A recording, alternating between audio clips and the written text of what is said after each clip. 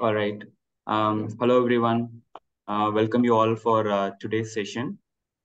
So good morning, good evening, wherever you are. Today's training will focus on navigating key considerations for developing a green hydrogen landscape. Myself, Anandan, from the Asia Leads Partnership team. On behalf of the organizing team, we welcome you all for this exciting training. This session is organized by Asia Leads Partnership and the Global Climate Action Partnership. So as you may know, ALP is a voluntary regional network supporting planning and implementation of long-term strategies and NTCs in the Asia Pacific region. So from time to time, we assess the need of the countries in the climate change space.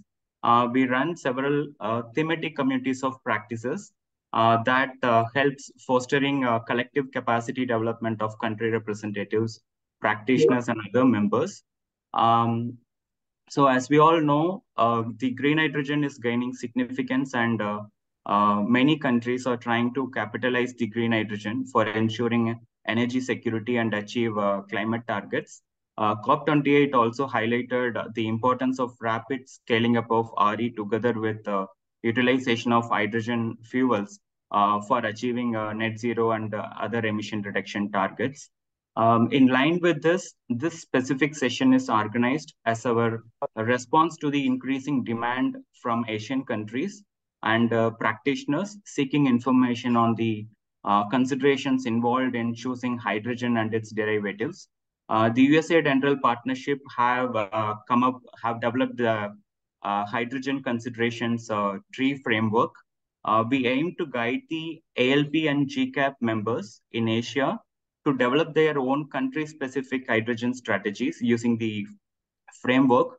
In this training, we will take you through the framework. Also, we plan to have a group exercise on green hydrogen case study. Also, we are fortunate to have representatives from Nepal and India sharing their goals, initiatives, and efforts in harnessing green hydrogen. In today's session, we will hear from them as we go along.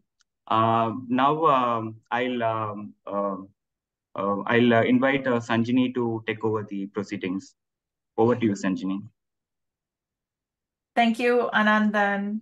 My name is Sanjini Nanayakkara, and I'm the Regional Asia Lead for the Global Climate Action Partnership.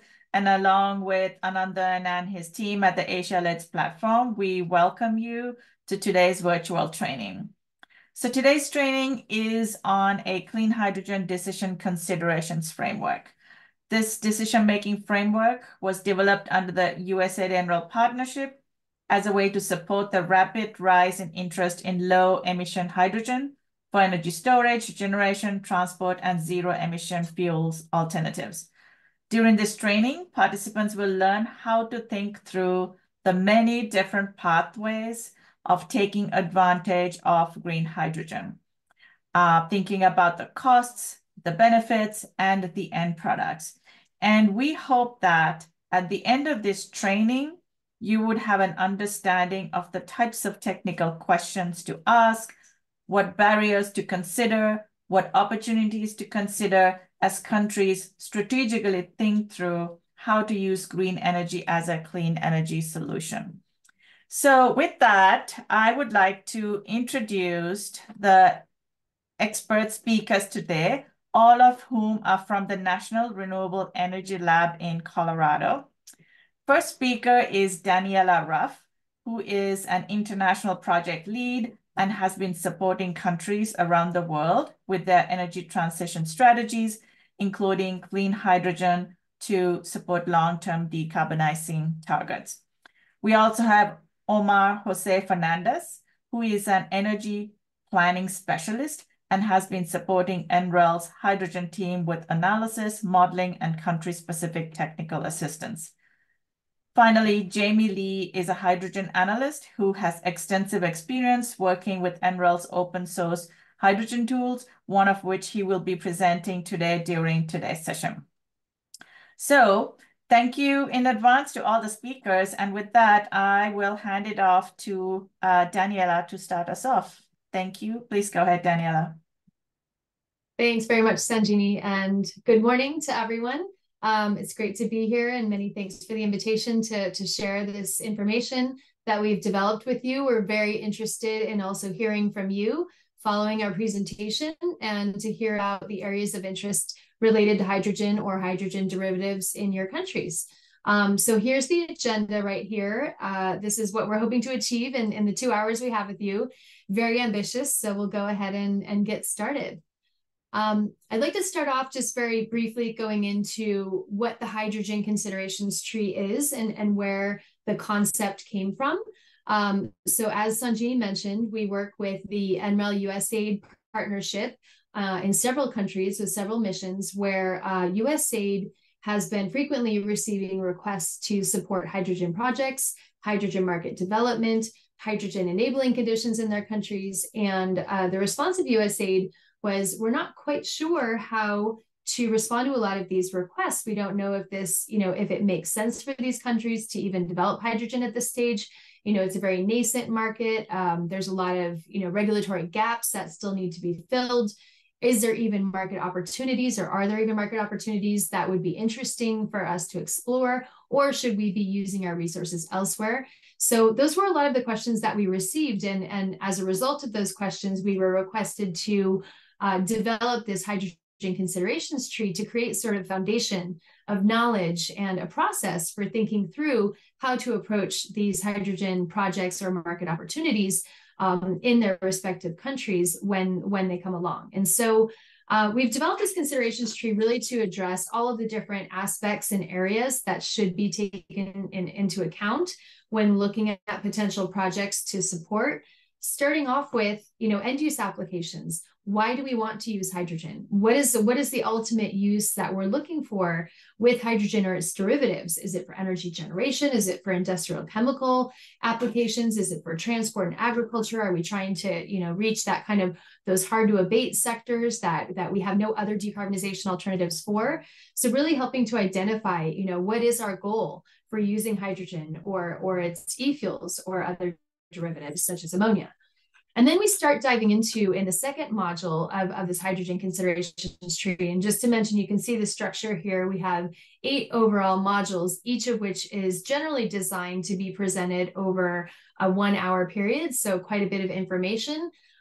During today's presentation, we're obviously not able to cover, 8 to 9 hours of material, but we're going to kind of go through the most of the basic information that are covered in each of these modules to make sure you have a general overview of the structure of this considerations tree.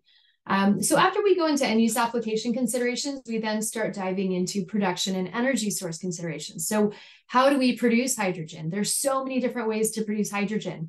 I'm sure you've seen the spectrum of hydrogen colors from red to yellow to orange to green to blue to gray to black.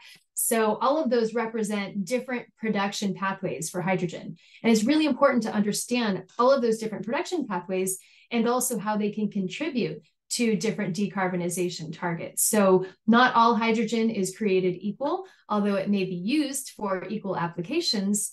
It certainly does not come from the same sources, and it's very important to understand those differences. It's also important to understand what the technology options are, how our supply chains are being affected to provide those technologies, and if those sources of hydrogen production are sustainable, are renewable, or if they're limited, or if feedstock is limited. So we dive into all of those topics and considerations in module number 2. Then we start diving into infrastructure considerations, where we start looking at, what do we need to transport the hydrogen, to store the hydrogen, to distribute the hydrogen, to deliver the hydrogen or its derivatives? Are those infrastructures in place, or do we need to develop those? And we need to take all of that into consideration when we're looking into what's module 4, cost and economic viability of hydrogen. So we need to look at, is this actually cost-effective solution for us? Is this economically viable when we look at all of the costs associated with production, with storage, with transport, with distribution? All of those components of a hydrogen supply chain add additional costs. And so when we're looking at our end use and our market, we need to understand if all of those costs added up still allow our product or that final product to be competitive in those markets. It's important to understand what those markets are, where those markets are, and how dynamic those markets are. So we dive into all of those topics in module 4. Then we start getting topics such as environmental and social considerations. We need to understand if our hydrogen projects are actually achieving the emissions reductions that we're seeking with the development of those projects. Are they reducing emissions, or are we actually producing more? And in some cases, that may be the case. Are there other environmental impacts, such as competition with resources, competition with water uses, and other biological potential impacts that might occur, for example, with desalination plants and with the discharge of saline water? So there's a lot of environmental considerations that we need to take into account, in addition to, building renewable energy has its own environmental considerations. And likewise, we have social considerations. Are we impacting communities in a positive or negative way? Are we creating new jobs and workforce development opportunities? Or are we taking jobs away from existing industries, with this competition of a new technology? Are we engaging the stakeholders properly? Are we reaching out to stakeholders and ensuring that they agree with the development of these projects? Very similar to other projects with renewable energy or mining projects or industrial projects, stakeholder engagement is key from the beginning. And then we dive into health and safety. That hydrogen is clean in most cases if it's derived from clean energy sources. However, there are health and safety issues associated with the storage of hydrogen that we need to be aware of. I'm sure we've all heard of the Hindenburg case. And if you haven't, it was a large hydrogen explosion, which is a very important consideration that needs to be accounted for in health and safety standards. Likewise with ammonia, this can be a toxic gas. And then our last module, we dive into policy and regulatory considerations, where we look at what are very typical policies and regulatory frameworks that need to be established to allow for hydrogen markets to develop. Are there incentives or enabling conditions that might help to promote a hydrogen market development? For example, the Inflation Reduction Act in the USA, which has been very effective in kind of closing that economic gap to make hydrogen more viable and competitive. And then also looking at standards and certifications. How do we ensure that the hydrogen that's being produced is low emission? So once we get through all of these 7 modules, then we want to put all of that information into case studies where we can really apply it in a way that makes sense to you guys after receiving this information, participating in this program, and really allowing you to apply all of that into a real life scenario. So that case study is something that we present towards the end, and we can use the tools that we have available to us to really dive into and analyze from all of these considerations modules, all of these different perspectives, as well as the perspectives of different stakeholders. So one of the additional tools that we have to do that is a SWOT analysis, which hopefully all of us have heard or seen at some point in our life, but really just an analysis looking from different perspectives at a project, from the strengths, the weaknesses, the opportunities, and the threats.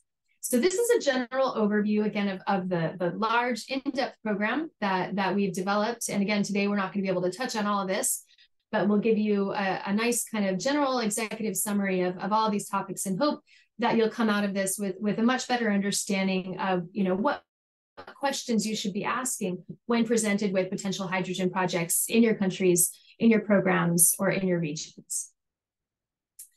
So this is kind of a very scary overview, but it's a flow diagram of all of the different ways that all of the kind of the process flow chart of how we can think about approaching a hydrogen project, and really incorporating all of those different 7 modules that I just mentioned. So the idea is that, you start off with the main question: is there a market for hydrogen? Is there a demand for hydrogen? And then we start looking at, are there alternatives? Are there clean sources of energy to ensure that this is low emission?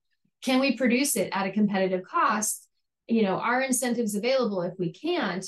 And do we have a regulatory framework in place? And all of these types of things, all of these considerations need to be addressed to get to a conclusion of whether or not this project might make sense to explore further or not. And so this looks, like a lot of information, but when we simplify it and just go through one of the pathways, kind of pulling out an example pathway, we can see that it's actually not that complicated. We have to ask the main questions. Are there alternatives? Could we electrify, this transport fleet instead of using hydrogen? Might that be more efficient? Might that be more viable or economically competitive? If not, then we start looking into, okay, maybe we don't have an alternative. Let's look at hydrogen. Are there clean energy sources available, such as wind energy, solar energy, or other sources? Or if we don't have clean sources of energy, Do we have carbon capture and storage to make sure that that hydrogen is still low emission? And then we start looking at the costs. You know, is our production cost competitive with current market costs for conventional alternatives or willingness to pay in the market? If it is competitive, then we start looking at, okay, this is great. This seems like a really good decarbonization activity.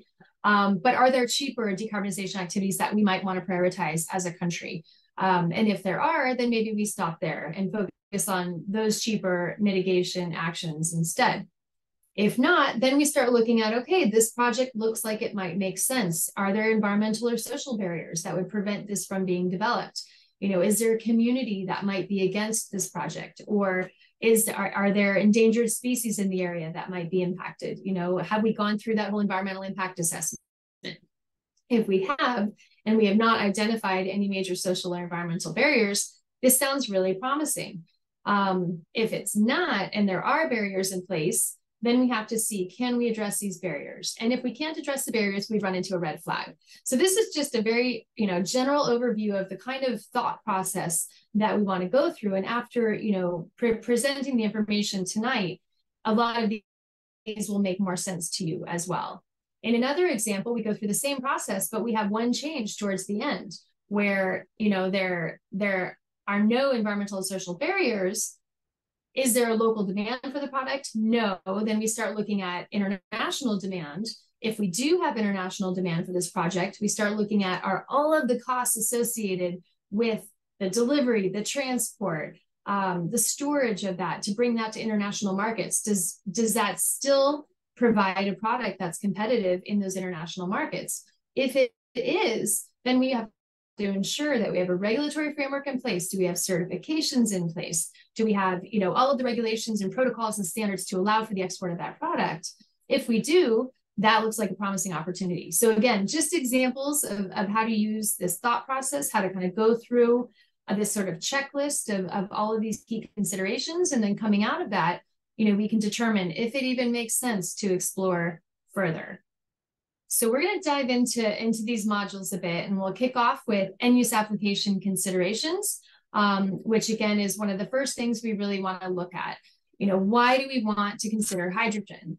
Is it for land transportation? Are we trying to replace fossil fuels, you know, natural gas, diesel, whatever we may be using, with hydrogen fuel cells or with e-fuels that are derived from hydrogen? You know, is that what our application is? Are we looking at aviation and shipping, chemicals? I mean, if you look at this diagram here, you can see that hydrogen is really like a Swiss Army knife. It does everything, right? There's almost no application in here for decarbonizing the energy sector that you don't find a possible application for hydrogen or hydrogen derivatives. So for that reason, a lot of people call or refer to hydrogen as kind of climate's Swiss Army knife, which is great. And it's wonderful. Swiss Army knives are a wonderful tool. And if you're on a deserted island and all you have is a Swiss Army knife, you're probably in pretty good shape. You can do most things. But the question is, if you have other tools, if you have more appropriate tools, would you build your house with a Swiss Army knife? And the answer is probably no, because in the case of building a house, maybe a Swiss Army knife isn't the most efficient or effective solution or tool to use. And so that's one of the key questions when we're looking at end uses of hydrogen that we want to ask ourselves. Is hydrogen, in this case, the most cost-effective, the most competitive, the most efficient, or the most effective solution for the job? And so that's one of the first things, one of the first key questions we have to ask ourselves. Although it can do it, is this our best option? And so we're going to provide some tools in how to make that determination. Obviously, it's not just a yes or no or black and white question. We also want to look at, when we're looking at potential end use applications for hydrogen, we want to look at what is the market willing to pay. So for different end use applications, the market is willing to pay different prices. That's interesting, isn't it? So let's go through a couple of these and figure out why. Well, medium and heavy duty vehicles is one of those kind of early mover applications for hydrogen. It's where this is actually a pretty attractive solution for decarbonizing. And medium heavy duty vehicles consume a lot of fuel, and they're willing to pay a price of up to $4 to $5 per kilo of hydrogen, which is actually a pretty decent price for current day production of hydrogen. even without incentives. When we start looking at incentives, you know, we need about $3 to $4 per kilo incentives to get down to the willingness to pay that we're seeing for these kind of later applications in the graph, such as heating applications, methanol, or energy storage for the power sector. There we're seeing a much lower willingness to pay, between $1 to $2 per kilo, which would require a significant subsidy, such as what we're seeing with the Inflation Reduction Act of up to $3 per kilo. Obviously, this is a short-term solution to try and promote a market when you look at, you know, up to $3 a kilo of hydrogen. But interestingly enough, some of these markets, such as medium and heavy-duty vehicles, are actually near-term markets, even without subsidies, that are quite interesting. So just making this point, because it's not to say that hydrogen isn't attractive for applications today. There are even some applications where hydrogen is near competitive with conventional alternatives. And those are really where we want to look in the near term for developing hydrogen markets. In the longer term, some of these other ones start to come in, and Omar will mention a few more of those later in the presentation. But where are we seeing investment in hydrogen today? And when I say hydrogen, I want to just clarify, we're talking about hydrogen and hydrogen derivatives. So hydrogen derivatives could be, you know, producing hydrogen, hopefully from clean sources such as wind and solar. And then you have a synthesis process, either with carbon dioxide, where you can produce e-fuels. So e-fuels are like drop-in fuels for normal applications for fuels such as diesel or methanol. But these are derived from hopefully clean hydrogen or low emission hydrogen synthesized with carbon dioxide that can be sequestered, direct air capture, whatever your source may be, to synthesize different byproducts that can be used as drop-in fuels. We also have ammonia, which can be produced from clean hydrogen mixed with nitrogen by a Haber-Bosch process, and that can produce ammonia, which can then be used in turn for typical ammonia applications as a drop-in fuel or drop-in alternative for ammonia. This can be used for agricultural applications such as fertilizers. And this is really where we're seeing the #1 application today is for the production of ammonia. Again, you know, this is in the US, but very important to mention that the US is benefiting from the Inflation Reduction Act, which provides an incentive for the production or utilization of clean hydrogen. However, considering that and considering near-term opportunities, we're seeing a significant amount of investment in ammonia as well as sustainable fuels and biofuels. As you can see here, these are significantly higher projects being developed and investment in these two applications and end uses versus some of these other ones that we're seeing much less investment in: methanol, power and blending, refineries. So those may be more future applications, but certainly not where we're seeing the current opportunities. So this is important because when we are investing in hydrogen projects or looking to develop hydrogen markets, you really want to look at what those near-term opportunities or low-hanging fruits are, because it's somewhat risky to look at a market that's 20 years away without having near-term opportunities to utilize that product, especially when you have to consider all of the infrastructure that's associated with creating a large-scale export market, as an example. So going back to this ammonia example, we want to highlight why are people looking at ammonia as a near-term application for hydrogen? And there's a number of reasons. Ammonia is a high energy intensity, has high hydrogen content, and it's very convenient because it can form a liquid at near room temperature. So that makes it very easy for storage and transport. We already are producing ammonia at very large scales and applying it in agricultural applications globally. So we already have existing infrastructure. This is key because it means that we don't have to develop ports for ammonia if they're already existing. We don't have to develop transport mechanisms for ammonia if we're already doing that, which we are, because we have huge agricultural applications globally for ammonia. So this is a really great opportunity where we see production being competitive with current conventional sources, a great opportunity for a near-term application where it can be used for fertilizers, it can be used for power generation, and even maritime fuels. So this is really presenting a great near-term opportunity for economic development in this particular sector. And one of the interesting things that we see with ammonia is that there are other co-benefits that can be developed with ammonia. For example, if you're utilizing water via desalination plant for your electrolyzer, which is the equipment that's used to produce hydrogen from electricity, hopefully renewable electricity, and you want to desalinize water, you might have salty groundwater, for example, or you're near an ocean. that water that's desalinized can also be used for the communities. So one of the projects or potential applications for clean hydrogen that we've been looking at is in Northern Colombia, where in the La Guajira region, they have fantastic wind resources, and they also have a lot of rural communities that depend on groundwater that's quite saline. They call it salty water. And this would be a wonderful opportunity to co-locate a desalinization plant that provides clean water for the electrolyzer that produces hydrogen from renewable energy, but also produces clean water for the community. When we're using renewable energy for the development of, or for the production of clean hydrogen, that renewable electricity can also be used for the community. So that's another co-benefit of these co-located systems.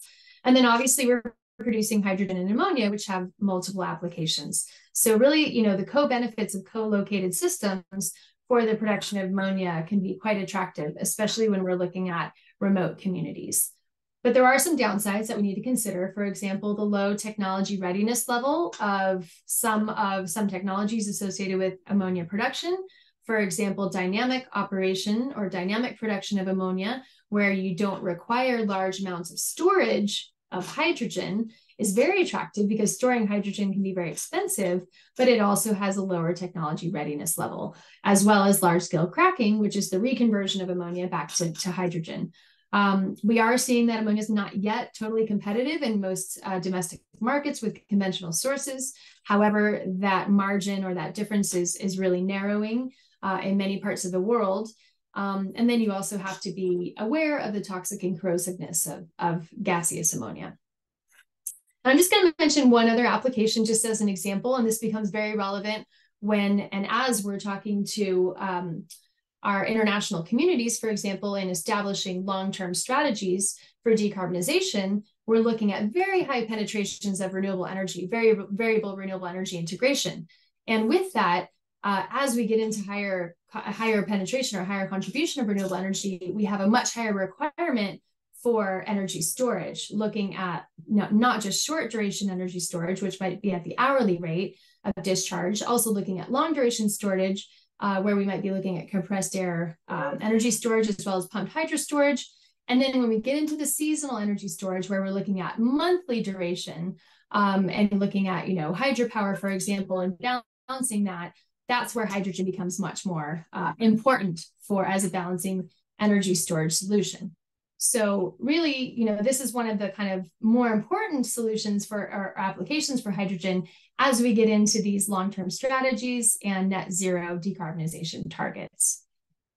So very briefly, I just want to summarize, when we are looking at different end-use applications for hydrogen, it's important to, one, look at the alternatives that we have. So, do we have electrification alternatives? Do we have biofuel alternatives, for example, for vehicles or other alternatives? For transport, do we have heavy or long distance transport fleets, for example, that have immediate potential applications for hydrogen? Or are we looking at decarbonizing hard to abate sectors such as aviation or shipping? And then do we have industrial applications such as industrial clusters nearby where we can take advantage of hydrogen hubs and existing infrastructure, minimizing the investment costs for that infrastructure? We also want to look at, are there premiums or incentives that are available, for example, with green steel in Europe or concrete industries, where we're already starting to see some incentives or premiums being paid for low carbon hydrogen utilized in these sectors. In the chemical industry, we also look at, do we have proximity to ammonia markets, for example, where we're seeing immediate near-term opportunities, or agricultural clusters where we can apply fertilizer derived from clean hydrogen. And then last, as I mentioned, needs for storage. Are we looking at long-term strategies where we do have a high expected variable renewable energy integration target, where we have a much higher need for seasonal storage due to seasonal variability of these resources? So I think that's a lot of information on end uses, and I hope you understood all of that, but I'd like to throw a quick quiz at you just to make sure everybody's paying attention. So we have a quick quiz for everybody, and I think if you could just put your answers in the chat, we'll see how everybody's doing. So the question is, what critical role is low carbon hydrogen expected to play in the near future in helping to reduce global greenhouse gas emissions? Is it A, fueling long distance space travel, B, powering personal electric vehicles, C, producing fertilizer for farmers, or D, heating homes in the winter? You can just put these in the chat as well, and we'll see what people are thinking.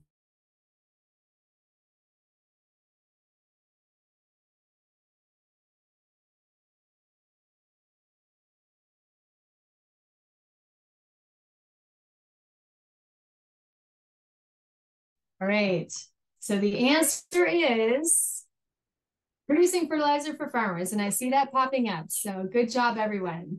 Okay, so with that, I think we're going to go on to our second module, and Omar is going to take over from here. Thanks.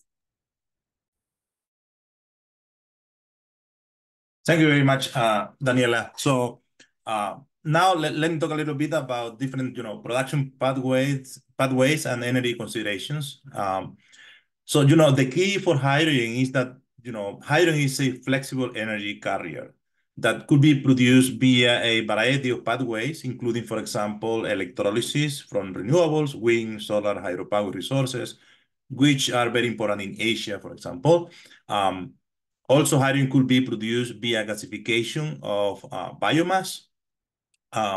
Then we have the standard, production method that is basically, steam methane reforming that accounts for almost 95% of the total global hydrogen production. So this is a very, well-known way to produce hydrogen. In addition to that, when we produce hydrogen, then we need to store that hydrogen and transport that hydrogen or deliver that hydrogen to different end users. As Daniela was mentioning, there are a variety of applications in different sectors, including, for example, heavy duty transportation, also the production of synthetic fuels. Hydrogen could also be used for ammonia production. Hydrogen could also be blended with natural gas to reduce transportation costs and deliver that hydrogen to different end users. So, the key here is that, first, hydrogen could be produced via a variety of pathways using different energy sources. And, the more cost-effective production pathway is going to depend on the specific context of the country or region in which we are analyzing the deployment of hydrogen. For example, in countries with significant availability of hydropower resources, producing hydrogen via water electrolysis driven by hydropower could be cost-effective. On the other hand, if you are in a region where significant solar PV resources, then, producing hydrogen via electrolysis driven by solar PV could be cost-effective. So there is not just, unique optimal solution for hydrogen production. The optimal, pathway is going to depend on the specific context in which hydrogen deployment is being analyzed. Next, please. Now, Daniela was mentioning about the colors that we use to characterize hydrogen, right? We have the well-known green hydrogen that is supposed to be renewable. Then we also have, for example, gray hydrogen. This is hydrogen produced via steam methane reforming from natural gas. Then if we add carbon capture and sequestration to that pathway, then we call that hydrogen to be blue. So, colors are easy to remember, but the problem here is that the definition of green is going to be different for each country. For example, whatever is green in Chile or Colombia is going to be different than whatever is called green in Europe or Asia, Japan, China, India, Nepal, etc. So, this characterization of hydrogen are easy to remember, but are difficult to quantify in terms of, for example, what are the carbon emissions associated with those pathways, right? There are different ways to produce hydrogen from renewables. It could be, wind-driven electrolysis, solar PV-driven electrolysis. It could be hydropower-driven electrolysis, or even nuclear-driven electrolysis, right? So there is a need for more quantitative metrics to characterize hydrogen production. So in order to do that, next, please. There is a metric that is well known. It's called the life cycle carbon emissions. And regardless of the pathway, if you have, a proper methodology to estimate your carbon footprint, you could estimate this specific number in terms of, kilogram of CO2 per kilogram of hydrogen for different pathways. In addition to that, yes, the carbon intensity is important, but we also need to know the cost. What is the cost to produce hydrogen via different pathways? Next, please. And then, as Daniela was mentioning, right, it's not only about production costs, it's also about where are you planning to use that hydrogen and what is the price of that end user is, able to pay for that hydrogen that you're gonna provide, right? So it is not only about carbon emissions, it is not only about production costs, it is also about how much a given end user wants to pay for that hydrogen. And then you could do the analysis. And on top of that, you may have a specific incentive for low carbon hydrogen production. And in the case of the US, we have, for example, the production tax credit that, could offer up to $3 per kilogram for really low hydrogen production. So this could make hydrogen cost competitive for a given application in which you have a really high end use price. For example, here you can see different pathways in terms of life cycle carbon emissions and the production cost, and how those technologies could fit with the end use willingness to pay. So this is important, not only the specific pathway, but also being able to characterize that hydrogen pathway in terms of, carbon emissions, life cycle carbon emissions, production costs, and where that hydrogen is going to be used, right? For example, for heavy duty transportation, you could get $5 per kilogram if you deliver that hydrogen for that end use application. And then different technologies could compete with that application or for that application. Renewable hydrogen, electrolysis from solar or wind is a little bit more expensive, but if you add the production tax credit, then you could make that hydrogen cost effective for those end use applications, including, heavy duty transportation, aviation, and shipping fuel. So, colors are good, right? Easy to remember, but we need to quantify or to have more quantitative metrics to characterize hydrogen production, because there are different ways to produce hydrogen. And each of those pathways is going to have a different carbon footprint. So it is important to move away from colors and start talking about, what are the carbon emissions of hydrogen that is being produced, giving a specific pathway. Next, please. So there are different, considerations that we need to take into account when we are evaluating, hydrogen production. First, the energy source. What is the availability of those energy sources? Are you able to scale up the use of hydrogen, right? The production of hydrogen, that is important, right? You may have really good solar PV resources in just a tiny region in your country. And then, yes, you may be able to produce hydrogen, let's say 1 ton of kilogram of hydrogen per year at a very cheap cost, but then you're not going to be able to scale up that production. So, the availability is important. How much renewable sources are available? What is the cost of that renewable source, right? Dollars per megawatt hour, for example. Do you have any, seasonality for that specific energy resource? For example, hydropower. If you have a higher seasonality, that means that you may have a significant uncertainty associated with your primary energy source. And that is going to affect, the risk associated with your hydrogen project. Then, feedstock sustainability and supply chain risk. For example, are you going to be able to transport that hydrogen from production to demand centers? Do you have the infrastructure to do it? Do you have any risk, right? Do you have any constraint? Do you have, for example, social issues? For example, are there any indigenous communities that could, limit the deployment of hydrogen infrastructure for production and delivery? So that is very, very important. Also, are you importing that technology, right? Do you have any risk regarding importing, materials or equipments for the deployment of hydrogen? And then, you need to consider some technical aspects of the technologies, right? Like, what is the technology's readiness level? Is a technology that is commercially available that you could go and get from the market, for example? What is the efficiency of that technology? Is there any room for improvement in that technology that, you may consider in the early stage of the project? Let's say this technology may not be cost effective today, but maybe in 5 years it could be cost effective. And then you could develop your hydrogen strategy based on the knowledge of which technologies may be available now and in the near future. So there are different, considerations that need to be considered. But, in order to assess those options or those considerations, we developed an optimization model that is called RODIO that allow us to optimize not only the design of hydrogen production, but also the operation of hydrogen production systems to minimize hydrogen production costs. So with this tool, you may be able to optimize, hydrogen production for different options. Let's say you're gonna analyze hydrogen production from solar, from wind, from hydropower, from natural gas with carbon capture and sequestration. Also, you may consider incentive, right? Like if you have incentives, you could monetize those incentives and then include those incentives in your economic analysis.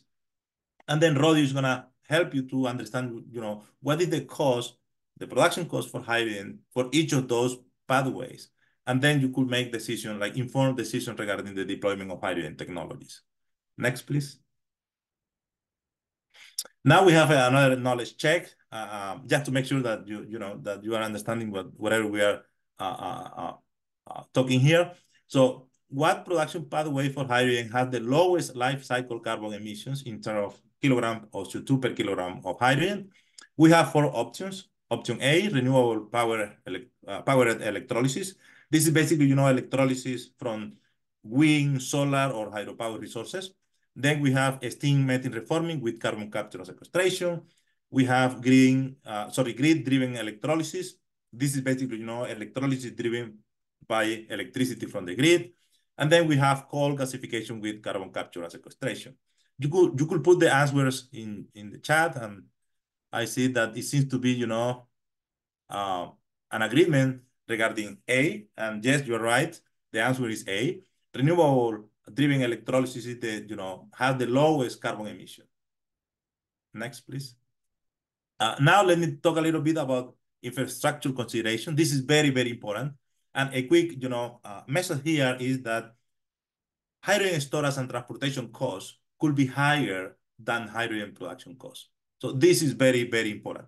Not only to produce hydrogen at a really low cost, but also to being able to store that hydrogen and transport that hydrogen at a relatively low cost, because those costs, storage and transportation costs, could be higher than production costs. So we need to pay attention to those aspects, storage and transportation costs. The challenge here, and Daniela was mentioning this, is that hydrogen has a relatively low energy density. So that means that you need higher volumes to store a given amount of hydrogen. Then, hydrogen is a very small molecule, very, very small molecule that could escape from those materials where you store hydrogen. So that is important. You need to consider that aspect. You want to use materials that ensure that hydrogen is going to be there and is not going to escape to the atmosphere, because there are some, greenhouse gas impact associated with that hydrogen that goes into the atmosphere. Regarding storage, you have a variety of options. You have, for example, physical base options for hydrogen storage. We have geologic hydrogen storage, and this is the cheapest way to store hydrogen. So if you have availability of geological sites for storing hydrogen, most likely that is going to be your most cost-effective alternative for storing hydrogen. Then we have, option, for example, you could store hydrogen as a compressed gas, as a liquid. You have also other options, for example, material-based hydrogen storage. And here we are talking about different materials that could, be used to store hydrogen. The readiness level for those material-based options is relatively lower in comparison with, for example, geologic hydrogen or compressed or liquid hydrogen storage. But, there are alternatives. And each of those could be, more appropriate depending on the specific context. For example, if you are in a country in which you have the availability of geological sites for storing that hydrogen, then, you are lucky, you may be able to store hydrogen at a relatively low cost. But if not, then you need to analyze, okay, what is the amount of hydrogen that I need to store? How long do I need to store the hydrogen? And then you could store the hydrogen as a liquid. You could also store that hydrogen as ammonia, for example. If your end use is ammonia, then it could be better indeed to store that hydrogen as ammonia and then deliver that hydrogen directly as ammonia for the end use application that is going to use ammonia. Next, please. So regarding transportation, as I mentioned before, this is another important cost component for the whole hydrogen supply chain.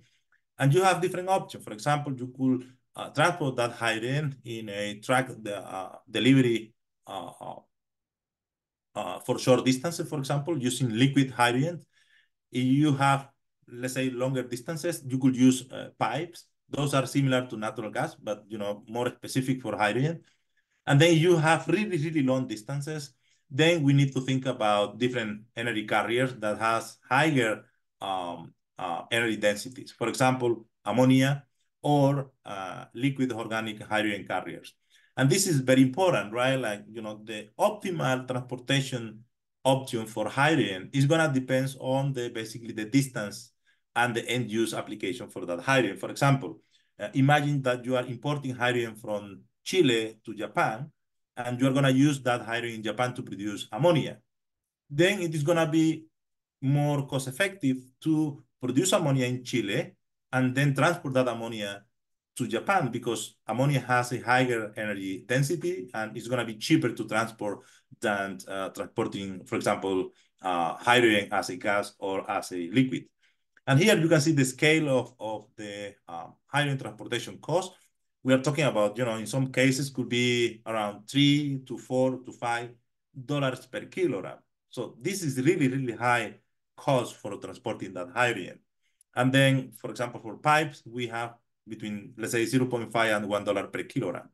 So transportation cost is critical for hydrogen projects and needs to be considered in detail, because those costs could be higher than production costs. Next, please. Now, there are different considerations regarding infrastructure for hydrogen projects. We have, for example, what is the production pathway? Is going to be, for example, centralized or decentralized? Could you collocate hydrogen production with existing infrastructure, for example, existing natural gas networks or desalination power plants for water supply, because hydrogen needs water, right? Storage, do you have opportunities to store that hydrogen underground? Because this is going to be the cheapest option that you may have to store hydrogen. Transportation and distribution, right? Like, what are the materials that are associated with those gas networks that you have in place where hydrogen could be blended and transported to end users? Do you have refueling stations? You have, for example, do you have transportation corridors to build hydrogen infrastructure, for example? And then end users, right? Are those potential production sites for hydrogen close to the end users? Do you have clusters of hydrogen demand where you could develop a hydrogen hub to minimize the investment in transportation and storage infrastructure, for example? What is the scale of your demand? Could you just build a hydrogen pipeline to deliver that hydrogen? Do you have option to import or export that hydrogen? All of those considerations need to be evaluated in a context of a hydrogen project, not only production, but also storage and transportation costs. And for this analysis, we developed a tool called SERA, in which you could analyze the required hydrogen infrastructure to deliver hydrogen for different end users, giving a given demand or hydrogen demand. Sorry. So this is a complex decision-making problem where different aspects needs to be considered, from production, storage, transportation, also existing infrastructure, any constraint, environmental or social constraints. Water supply needs to be also considered, because this could affect hydrogen production.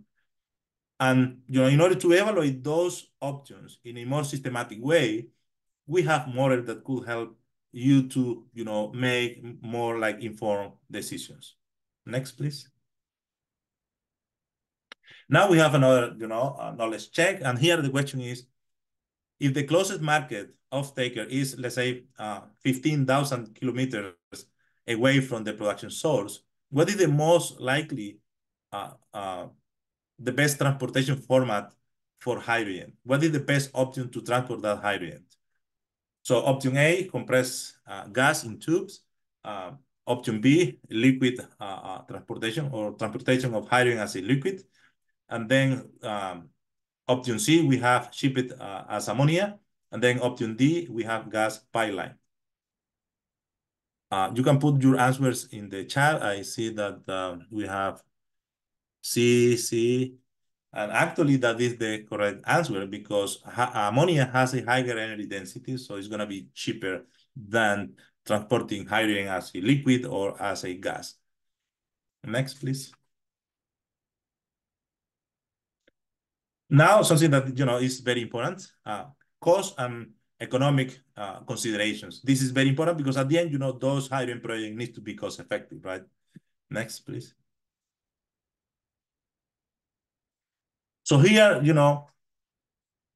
we cannot deploy hydrogen for every end-use application today because each end-use application is able to pay different prices. For example, today, hydrogen could be used, for example, for heavy-duty transportation because it's going to be more cost-effective. We also have that today we use hydrogen for refineries, for hydrotreating and hydrocracking processes, and also for ammonia production. So we could produce low carbon and deliver that low carbon hydrogen, to those end-use applications that exist today. So we don't have to create that demand. And that is the reason why you see, in the near term, we may deploy hydrogen for refineries, heavy-duty trucks, and ammonia production.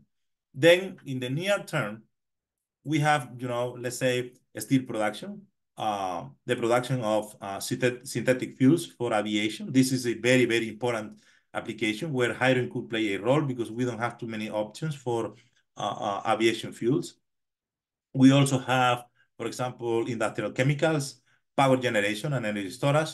And then more into the future, like long-term future, we may use hydrogen, for example, for industrial heat and blending with natural gas, power to liquid fuels, basically, using CO2 plus hydrogen to produce synthetic chemicals and fuels, and then use those chemicals and fuels in the industrial and transportation sectors, etc. So a key summary from here is that, there are going to be near-term opportunities. There are going to be opportunities today, for example, ammonia and refinery, and also heavy and medium-duty transportation vehicles. In the near future, we have different opportunities, sustainable aviation fuels, steel production. And then in the long term, we may have opportunities, for example, in the industrial sector for heat supply. For example, production of liquid fuels using CO2 plus hydrogen, then you produce synthetic chemicals and fuels. And all of those opportunities are going to depend also on the specific context of your country, right? For example, if you have a significant deployment of ammonia production, then hydrogen could be used to decarbonize ammonia production, basically producing hydrogen from renewable electrolysis driven by hydropower, for example. Next, please. Now, regarding the global market, right? Like, what are the opportunities regarding the global market? So on the left, you can see the potential evolution of the hydrogen demand. Today, we have a global demand around, let's say, 100 million tons per year. But when we move to 2050, that demand could be around, let's say, 500 to 800 million tons. So that is a factor of between 5 and 8 regarding the growth in demand. So a significant expansion for the hydrogen demand. In addition to that, if we want to use hydrogen as an energy carrier for the energy transition, we need to decarbonize hydrogen production. And that is a condition that, that we need to meet. There is no way to use hydrogen for the energy transition if that hydrogen has a significant carbon footprint. So we need to decarbonize hydrogen production. And that is the reason why you see that when we move from 2020 to 2050, then you have different mix of technology. For example, blue hydrogen, green hydrogen, and electrolysis-based hydrogen production. Then when we move to the right, you can see a map with existing hydrogen import and export projects. And, most of those import opportunities export opportunities, are for Europe and Asia. Particularly, for example, in Asia, we have Japan and Korea that could be importing hydrogen. And in Europe also significant, opportunities for importing hydrogen. And which country are going to export that hydrogen? We have, for example, Chile playing a significant role because they have significant good solar PV resources, which are very cheap. Australia is going to be a key player in this global hydrogen market. And you can see, different projects connecting Australia with Asia and also Europe. Africa, significant solar PV resources there, relatively cheap. So a lot of projects associated or connected with Africa and Europe. So there are going to be, significant opportunities there. And there is a need for a, global certification of hydrogen production to make sure that, the carbon footprint are calculated in a way that is consistent across all of those countries that are involved from production, storage, transportation, and delivery of hydrogen to end user for those international projects. Next, please. Now, the question is also, we produce hydrogen today using steam methane reforming and natural gas. And then the question is, should we invest our efforts on just, fossil driven hydrogen with carbon capture and sequestration, for example, producing blue hydrogen, or should we focus on renewable hydrogen?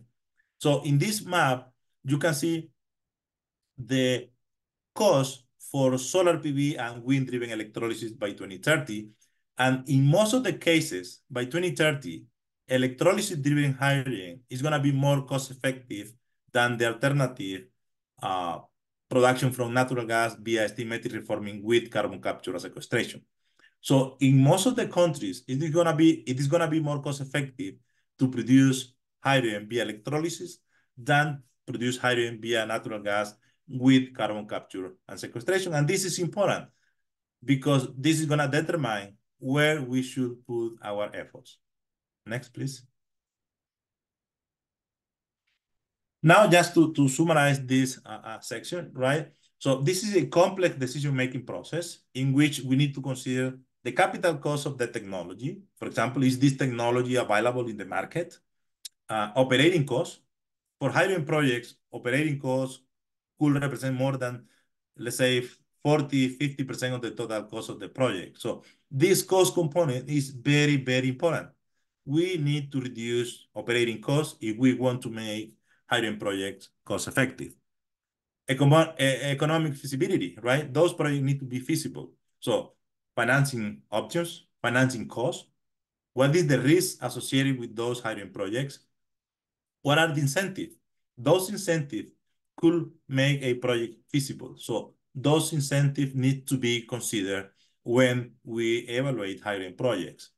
Market demand. What is the demand for that hydrogen? What are the export opportunities for that hydrogen? Do you have infrastructure to export that hydrogen from the production sites? And then market dynamics, right? What is the risk associated with that market? Is a market or hydrogen demand is stable? What are the supply chain risks? Do you have any risk associated with, the deployment of hydrogen technologies, social barriers, environmental barriers, water supply issues, for example?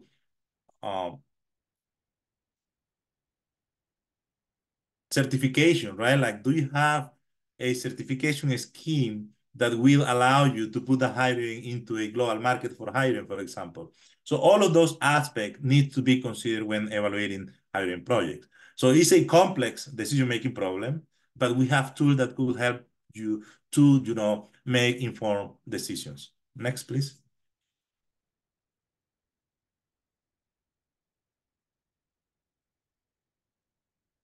Now another knowledge check, and here the question is, what is likely a more economically viable project in the near term? We have A, hydrogen production from biomass gasification in India and ship it to Japan as a compressed gas. B, hydrogen production from wind-driven electrolysis in Indonesia and synthesized to produce ammonia for utilization by a cluster of local farmers. Option C, hydrogen produced from nuclear power electrolysis in Argentina and shipped to Japan as ammonia. And finally, option D, hydrogen produced from steam methane reforming plus geological carbon capture and sequestration, and use it for local taxis fleets. So you could put your answer in the chat. I see a very diverse answers. Okay. Next, please. And the answer is B, right? Producing hydrogen from wind electrolysis in Indonesia and shipping that hydrogen as ammonia for utilization in a cluster of local farmers. So with this, I think Jamie is next, talking about environmental and sustainability consideration for hydrogen. Thank you. Yeah, thanks, Omar. So the next section we're going to go over is the environmental impacts and sustainability considerations.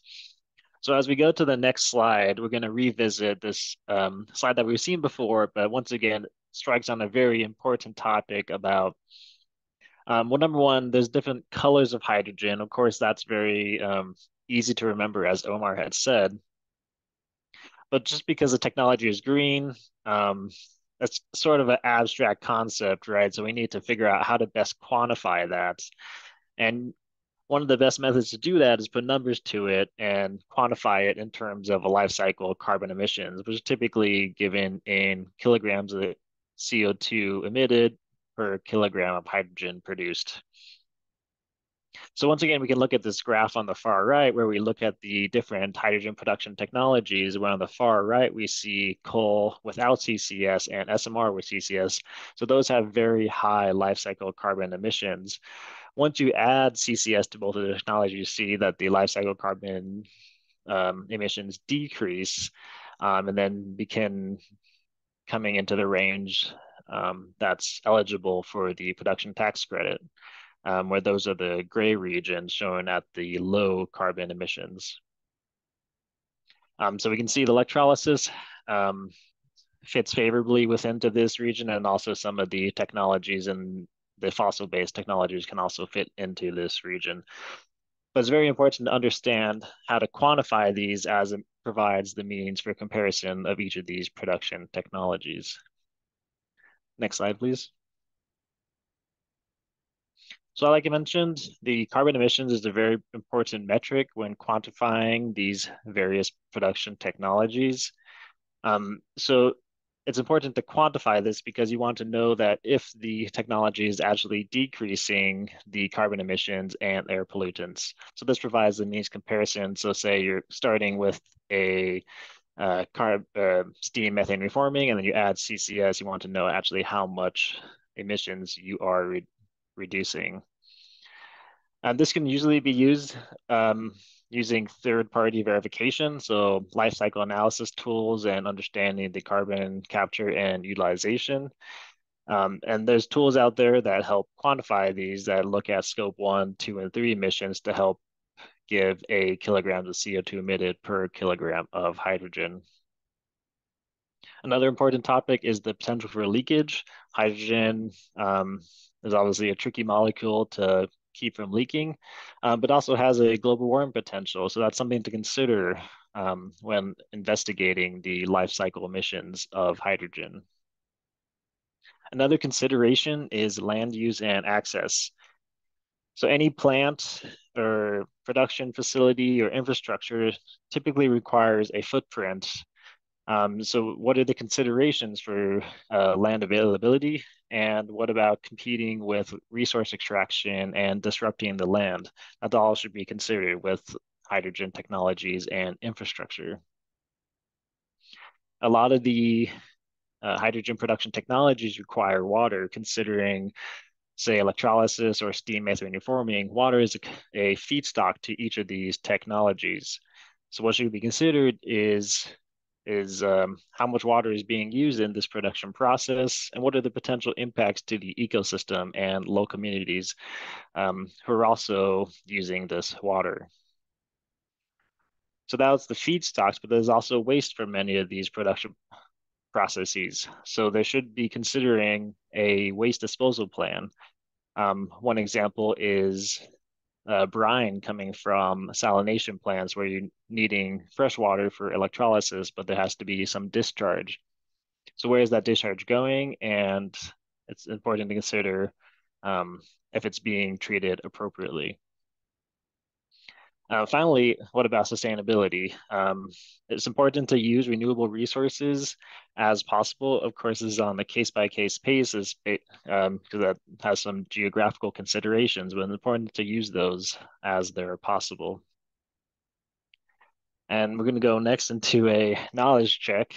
So the prompt here is, which hydrogen pathway is likely to yield the greatest reduction in greenhouse gas emissions? So option A is a coal gasification plant with CCS for local power generation from hydrogen to replace natural gas generation. Option B is biomass gasification with CCS for utilization in hydrogen fuel. Sell taxis in a market 5,000 miles away. Option C is solar-powered electrolysis used to generate e-kerosene for a local airport. And option D is wind-powered electrolysis to fuel a national fleet of long-distance cargo trucks.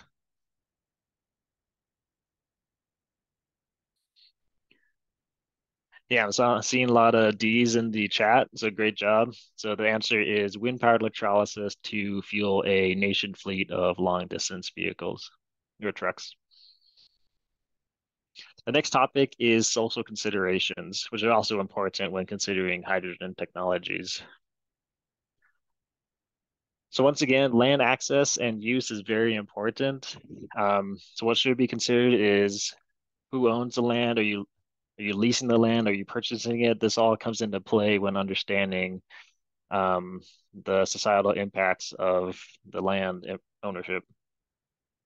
Also, it's important to engage the stakeholders early on in the project. So certainly some questions that come up are, what is the local perception of the project? And also, is the local workforce, or have the opportunities been identified and supported with the local workforce? In addition to that, there's also a value chain and supply chain risk that all should be addressed. Once again, water usage is important. So of course, there's the societal impact. So water, of course, can be used for agriculture, human consumption, and other production uses. Is the production of hydrogen withdrawing from that, and how does it compete with the other needs? So for example, does this project contribute to a fresh water supply in regards to a desalination plant? Human health and safety is always important. So it's always good to consider if the health and human safety risks have been mitigated. And then finally, the regulatory framework for successful stakeholder engagement. It's important to engage the stakeholders early on in the process to keep them engaged. And then next slide, we'll go on to another knowledge check. So what poses the greatest safety risk to a neighboring community? Option A is storage of compressed gas above ground in tanks. Option B is discharge of brine from a desalination plant. Option C is storage of cryogenically liquefied hydrogen in above ground tanks. And option D is transport of ammonia in shipping tankers.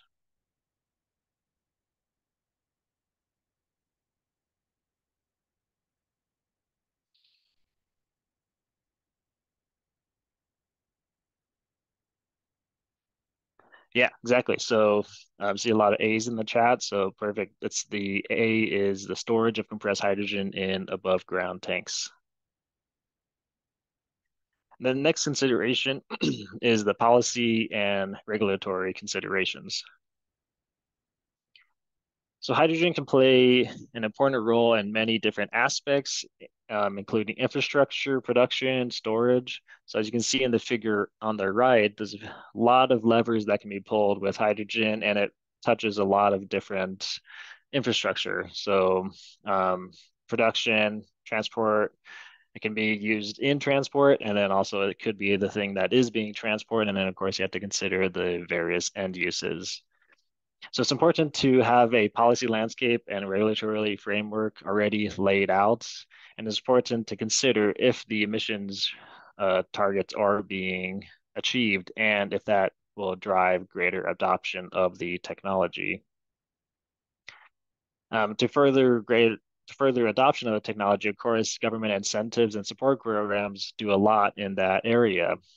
So, for example, there's a production tax credit in the US that provides a tax credit for producing clean hydrogen.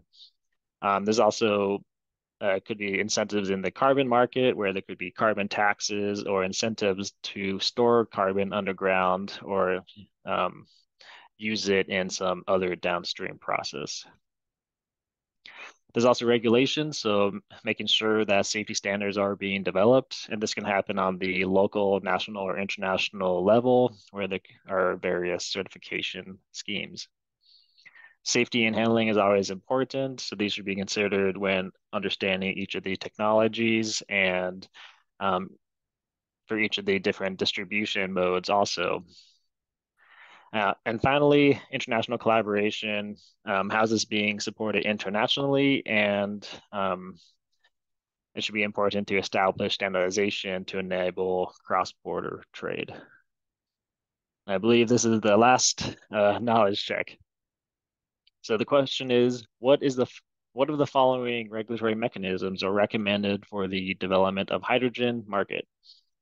A, health and safety standards. B, regulation for transport, storage, and delivery. C is tax or market incentives for early adopters. Or D, certification schemes for low emission hydrogen.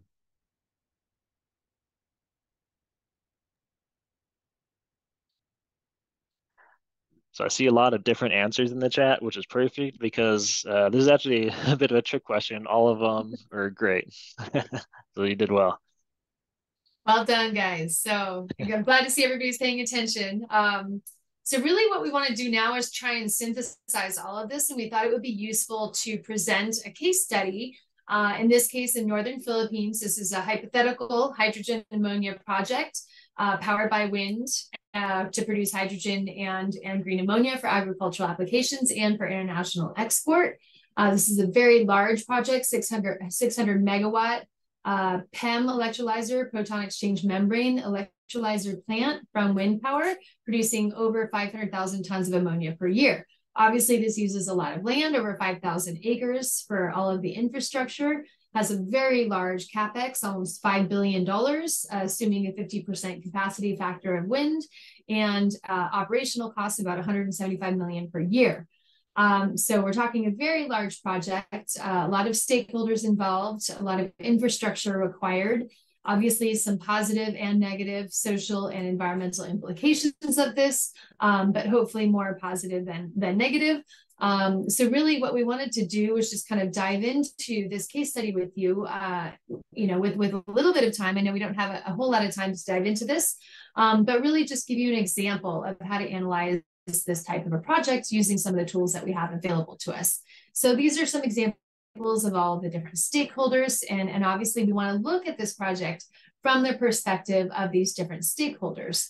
And not just from their individual perspectives, but also from the perspective of what are the strengths of this project? What are the weaknesses? What are the opportunities for the local communities, for the country? What are the threats to this project not being a success? So we put in a lot of examples in here. Again, we're going to share this presentation with you, so we don't want to go into all of these, but I think this is a pretty typical example of a SWOT analysis with very specific questions and examples related to hydrogen and ammonia projects. This is a really important part of this process in evaluating potential hydrogen or hydrogen derivative projects to really make sure that we're analyzing it from all of the different perspectives and all of the different considerations that have been presented during this training program. So we don't expect you to do that on your own. There are a lot of tools available to you, and Omar is going to present a very high level of some of these tools that are available, and then Jamie's going to dive into one of these tools specifically that can be used for project de-risking. Thank you, Daniela. As I mentioned before, hydrogen projects are very complex, involve different aspects, social aspect, environmental aspect, economic aspects, risk aspects.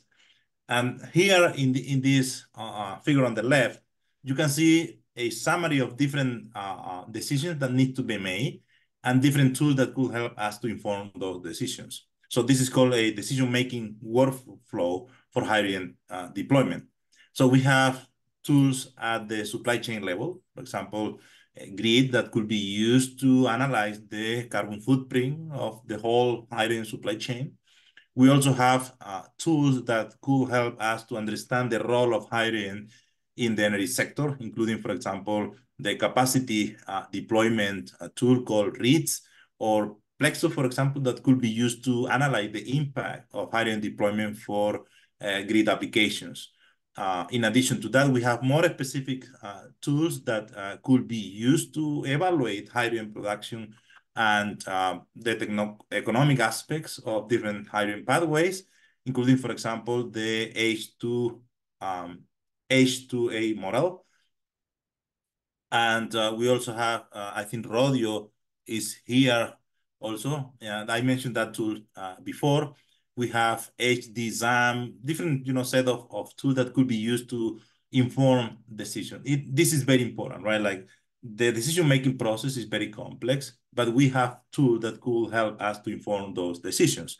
For example, the H2A model, called Hydrogen Analysis and Production Model, is a model that could be used to analyze different production pathways, but more from a process design point of view, including, the connection of different equipments, pressure, temperatures, system configuration, etc. Then we have the Rodio model that could be used to design the system and optimize the operation of the system. So this is more kind of optimization model that we could use to optimize hydrogen capacity, electrolyzer capacity, solar PV capacity, storage capacity, etc. Then we could move to a more infrastructure level tool. In this case, for example, SERA, Scenario Evaluation and Regionalization Analysis, that could be used to design the infrastructure. Where are those hydrogen production facilities be located? What is the infrastructure that we need to use or to build to deliver that hydrogen to different end users? And finally, the hydrogen financial analysis scenario tool. And this is, I want to call your attention to this tool because this is very important. Hydrogen or low carbon hydrogen technologies are relatively new.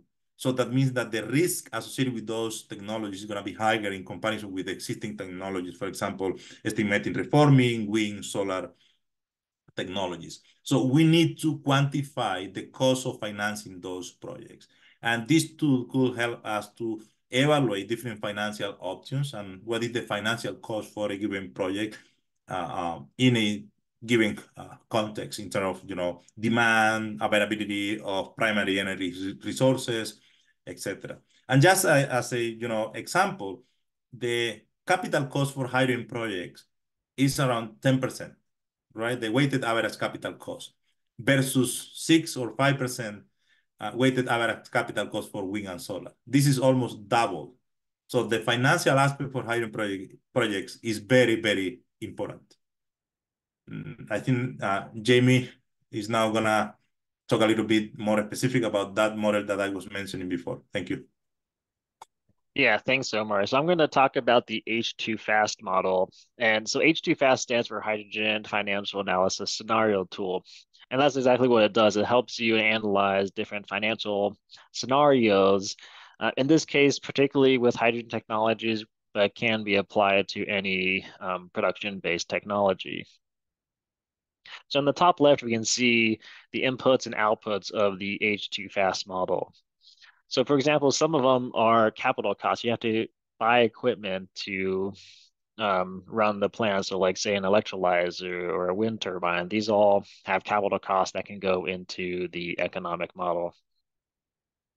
In addition to CapEx, there's also operating costs. So there's like labor costs, different feedstock costs you have to include, and then also incentives.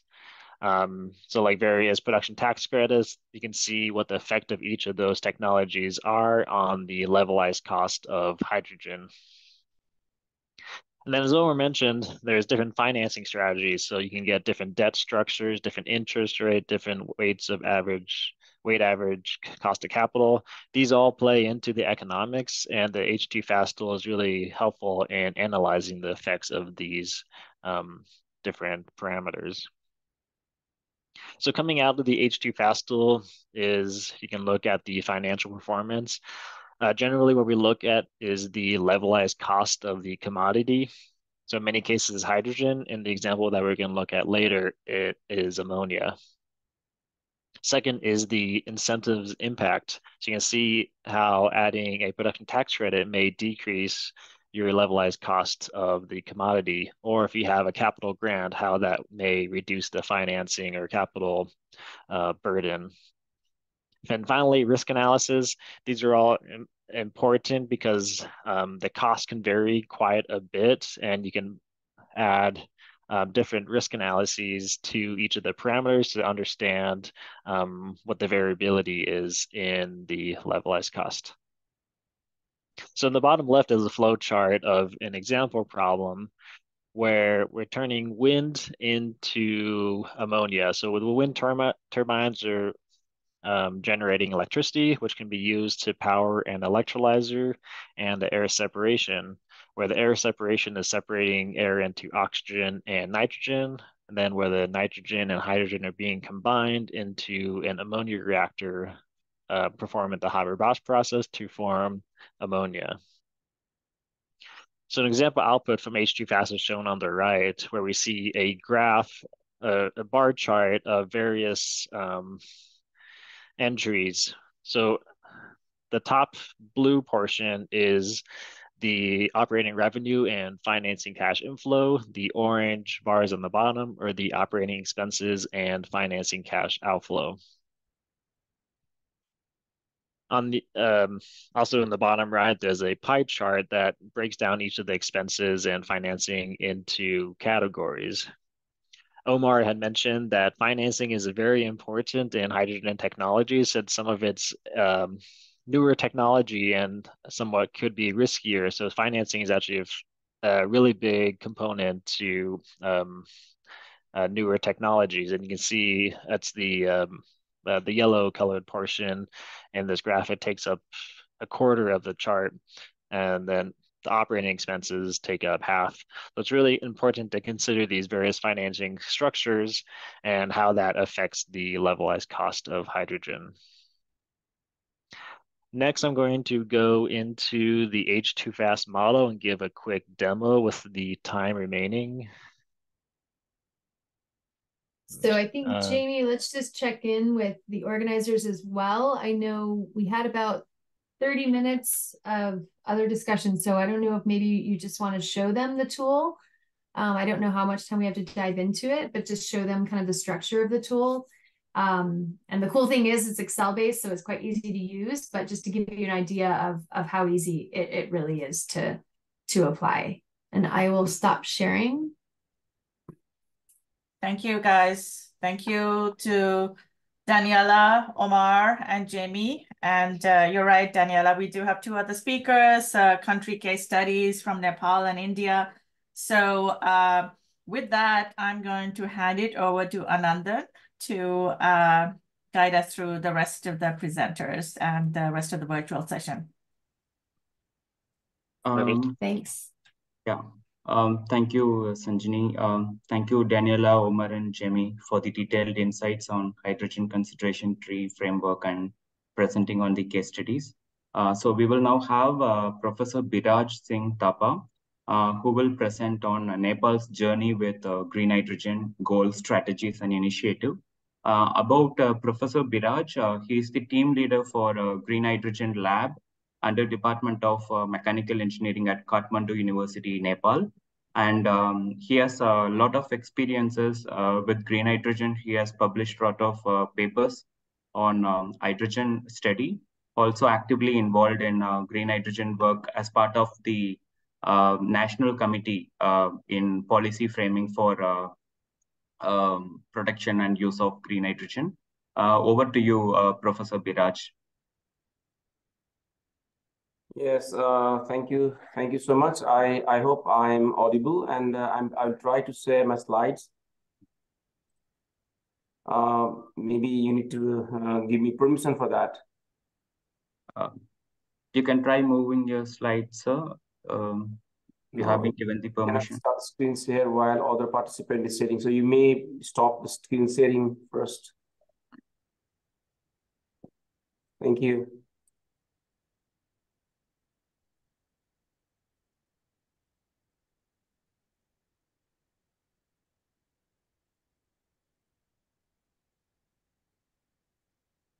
So I hope my screen is visible now.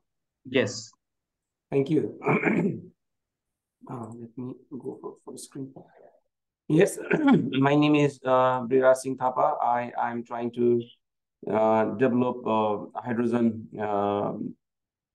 projects in Nepal. From university, we try to create knowledge, we try to create human resources, and we try to pursue government and private sectors to come to a common platform where energy transitions happens in Nepal and region with green hydrogen. So thank you so much. Asia leads partnerships for bringing me to this very nice discussion forum. I'm so happy that preceding technical discourse have already laid strong foundations where we can start to talk about on the very holistic approach. So I'll not go in technical things. I'll just try to share what's happening in Nepal in like story. Like rest of the world, Nepal is also struggling on the need for energy transitions. It's not because we don't have renewable energy and we don't have sources. Yes, Nepal is one of the most hydro-rich countries, and we have lots of renewable resources. Only hydropower has been explored so far. Still, winds and solar and other sources are still to be explored. Nepal have just crossed the situation where country was under load shedding. We did not have sufficient power, electric power to propel our system. But now the rapid investments on our hydropower and very good policy by government on investments and tax subsidies, Nepal has, this is the demand of hydropower and this is the supply. So Nepal have already exceeded supply for almost throughout the years. And by 2024, Nepal will start to have an annual surplus of hydroelectricity, and lots of hydroelectricity will go wasted if we don't plan the betterment. That's one side of the story, and these are the numbers. Nepal is spending quite a lot of amount to import fossil fuels. Almost 1/3 of our GDP is going to import fossil fuels. So on the other hand, Nepal is using electricity, clean electricity, below 5% on the overall energy domain. So, and unfortunately, coal, which the rest of the world is trying to come out of, Nepal is diving into the coal from 7 to 8 and 8 to 9%. And these are the other energy sources. So our challenge, the country challenge, and the challenge of university for research is to replace what we don't have, what we don't need, what is creating challenges for our country for global warming and carbon emissions, coal, petrols, and fossil fuels, how to replace which we don't have with which we have. And this is not only challenge of Nepal, it is, I think, the challenge of globe, how to replace fossil fuels with renewables. And for Nepal, the story is even straightforward. We don't need to invest on renewable energy sources. We already have surplus energy, 3,500 plus megawatts of electricity, which is getting wasted very soon, 2028. So yes, this slide have been popped up many times, but green hydrogen as a Swiss knife is not only Swiss knife for the developed countries. It is also started to be taken as a Swiss knife for a developing and a very small country like Nepal with a very low economical developments. We also have started to follow this roadmap of United States, where we still find relevance to us, how to use hydrogen for vehicles, how to use hydrogen for synthetic fuels, how to use hydrogen for or green hydrogen for ammonia fertilizers, metal refineries, so and heating, industrial heating. So all these projects are equally relevant to us. The technology is same, whether you go to United States or Japan or Nepal. The challenges are still similar. The policy gaps are still to be fulfilled. So I think this is a global problem, and we need to find solutions together. So I would like to share some of the things that we have been doing. The things in Nepal started from university, like in all of the world. So we think Nepal has a relevance in three sectors, mostly, as also discussed today, fertilizer, production of green fertilizer, urea by green hydrogen, application of hydrogen and its derivatives, synthetic fuels in industrial heat applications. Nepal is also a country where more than 75% or more than 70% of industrial heat is produced by non-renewable sources. So hydrogen has a big role to decarbonize our industry. And of course, transport. Large chunk of fossil fuels are in Nepal is used in transport. So our way or our vision for Nepal is to introduce hydrogen to make our industrial development, to make our environment, to make our economy fit. So we take this fit as our vision, and we have research team, and we have the different projects aligned going on quite rapidly. So some stories. The first thing we attacked was a transport sector because we found the transport technology quite mature. So Nepal Oil Corporation, which is the state-owned company in Nepal, to trade all fossil fuels in the country. So we challenged them with fossil fuels. Nepal will remain forever as a country to import and to distribute fossil fuels. With hydrogen, Nepal can transit from fossil fuel to green fuels in transport, and maybe one day Nepal can be green fuel exporter. So this is a first green hydrogen car and refilling station that has come to our country and being tested in Kathmandu University.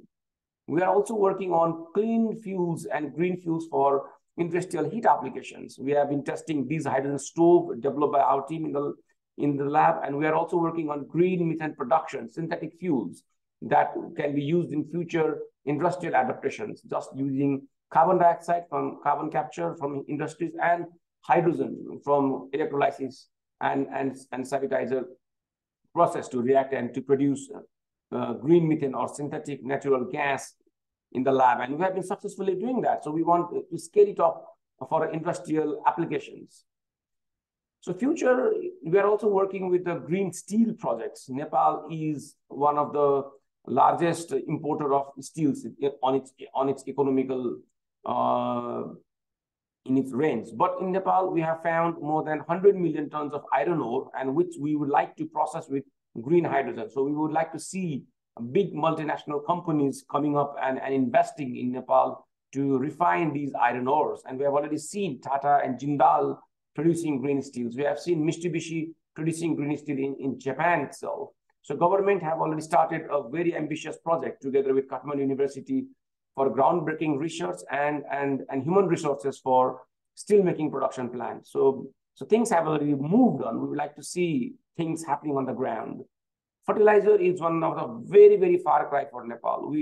Farmers have struggling for fertilizers, and there has been a long debate to import natural gas and to establish a fertilizer plant in Nepal. But with our momentum, we kind of have been successful to stop the discussions around how to use natural gas for fertilizer production and how to go for subsidized hydrogen, because urea is already subsidized commodity. And we have the province government, the Bagmati province government have started a project with Kathmandu University to establish 200,000 tons of urea plant in Nepal. This is small, but this is sufficient to fulfill the demands of province level government. So we are also pushing not only the federal government, but also provincial government to start their own projects utilizing green hydrogen, but still it's still on the study phase. So one of the very, very challenging situation of Nepal is energy storage. We are runoff. Most of the hydropower projects in Nepal are runoff, and we cannot build large dams because of geological and earthquake situations. So much of power is being wasted because in wet season we produce more, and in dry season we produce very less. So the energy balance can be happening with the hydrogen, and private hydropower developers, they have started to collaborate to make one these hydrogen storage projects or energy storage projects with green hydrogen. So these are the few things that is happening on technological sides, where we are trying to connect government and private sectors from university. And we found that advocacy is another big challenge, because lots of people that sit on the bureaucracy, at least in the developing countries, are not aware of what hydrogen and green hydrogen can do. It's completely different from United States, Japan, and Europe, where politicians are driving the momentum of green hydrogen. But in case of our developing country, maybe in Nepal and other, Bangladesh, India, we still need a lot of advocacy, and university has been pushing. So now with that push, government has established several committees: Green Hydrogen Coordination Committee, Committee for Hydrogen-Based Chemical Fertilizer in Nepal, and both committees have submitted report, and government have started to make their policies. So these are two policies that popped up last year, and it has opened the door, established a chemical fertilizer factory using green hydrogen and green ammonia, and commercial use of green hydrogen for fuel and transport.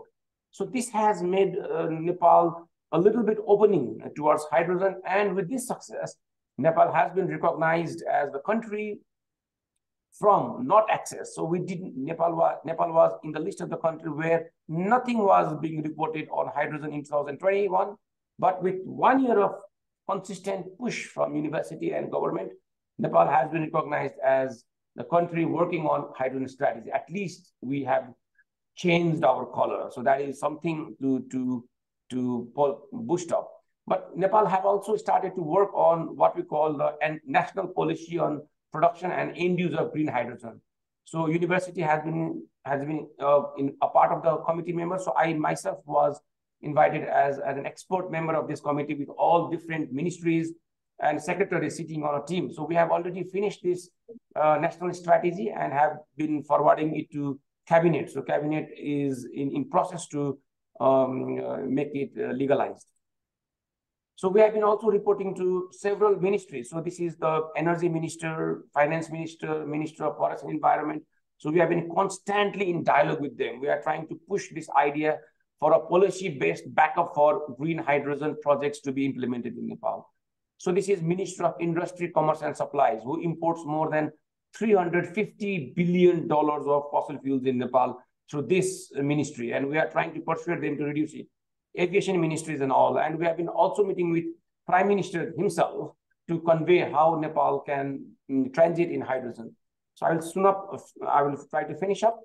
So we have a reason, because PwC, one of the world's leading agency on energy research, have listed Nepal as one of the countries which can produce cheapest hydrogen in Nepal, even cheaper than India and other regions, quite comparable to Chile. So this is something Nepal has an opportunity, and Nepal has to realize this opportunity with immense renewable energy sources. And we're also trying to follow the model of United States, where they have made several green hydrogen hubs, more than 11 hydrogen hubs in United States. And in Nepal as well. So we have several hydropower where all the hydropower are confined in one basin. So we have 4 basins: Koshi basins, Kali basins, Gandaki basins. So taking example, we have been pushing to establish one similar hydrogen hub. Like for example, this could be Kosi hydrogen hub. And the chief minister of this Kosi province have already visited Kathmandu University with his planning commission's vice chairman.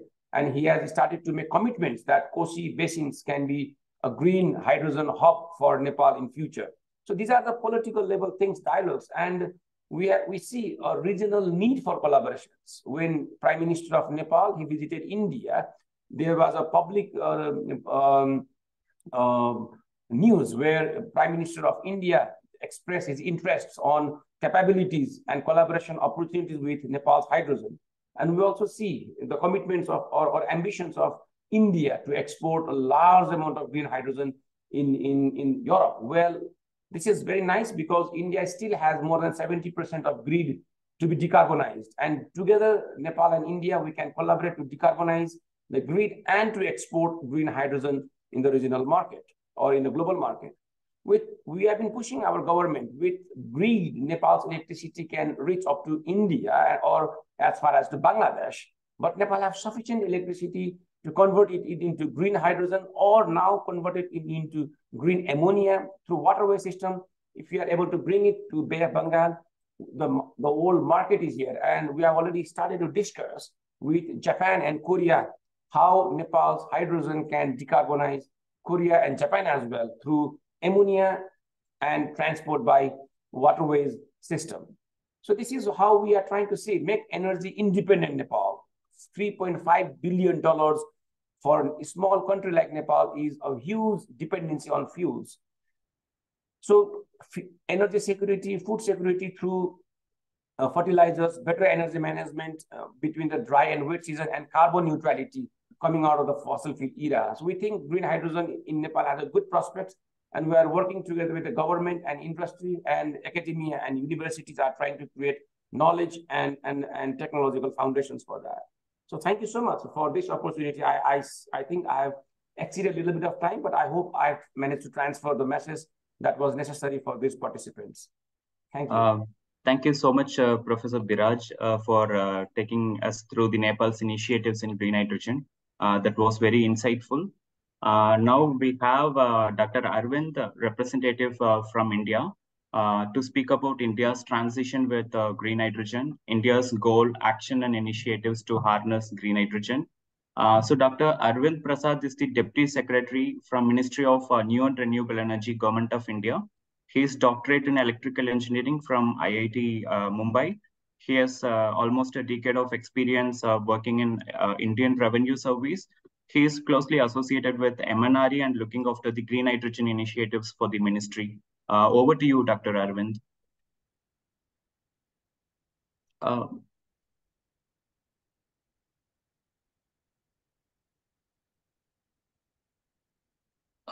Sir, could you please speak? We couldn't hear.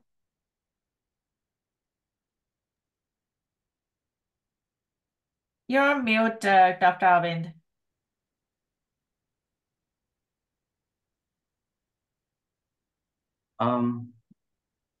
I think there's some issue with the connectivity audio.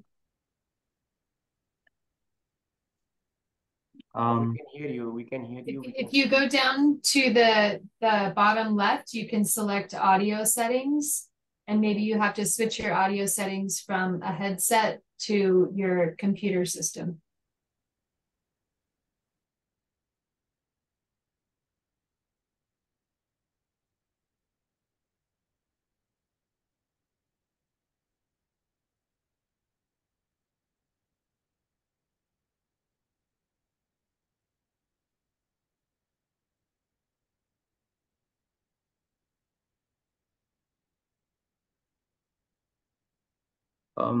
Sorry, sir, we are not able to hear you. Maybe I think we should troubleshoot at your end. Let's see.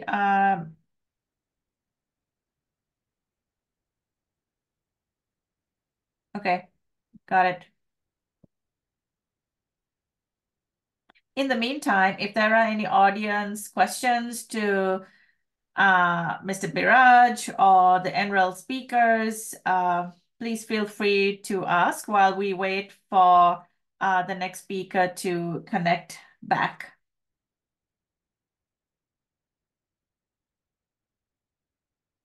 I just put a link to a mural as well. This is just a fun little exercise. I don't know if you guys can am I see audible this.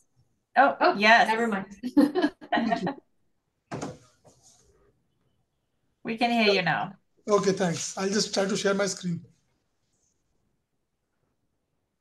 Why can't I find my PPT? I don't understand.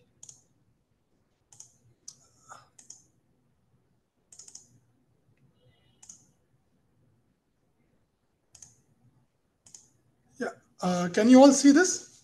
Yes, sir. Okay. So I'll just start right away. We have less time.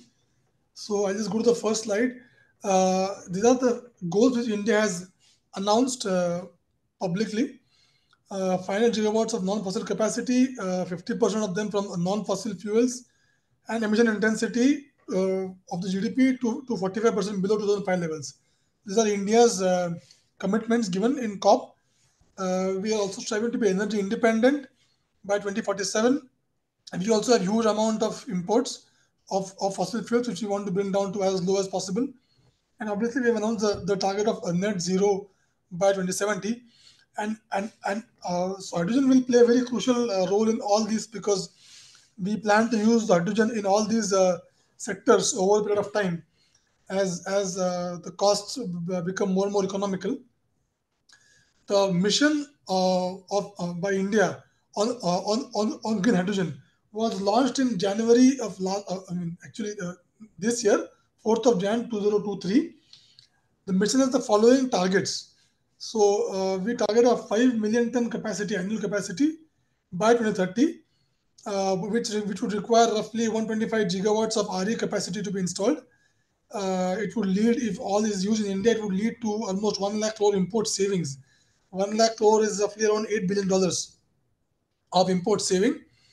And there are other numbers for jobs, and 6 lakh is 600,000 jobs, and 8 lakh crore investment for achieving this 5 million capacity. 8 lakh crore is roughly around $100 billion. So this is our ambitious mission. Our mission has, the biggest component of the mission is the incentives given for production of green hydrogen in India. And also there's one more component to manufacture electrolyzers in India, which it's called a SITE program, the Strategic Intervention for Green Hydrogen Transition, SITE. So that is the approximate outlay for SITE program is around $2.1 billion. We have notified the scheme documents, the guidelines for availing these incentives, and the first bids, the first tranche of the bids invited from the industry to avail the incentives are also out. In fact, so yesterday was the last date for bid submission. So in probably a week or 10 days or 2 weeks from now, we'll probably announce the winners of the first tranche, and then based upon the demand, we will go for subsequent tranches. So this is the biggest part of the mission.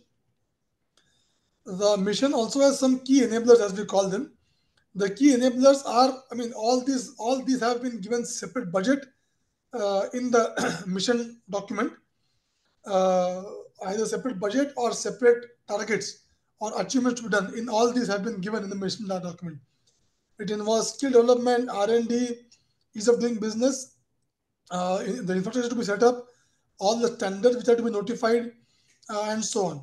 So the mission is what we call as a whole of government approach. It is not one ministry which is taking up the mission. It is it is entire government, all its ministries which are concerned, which will implement the mission.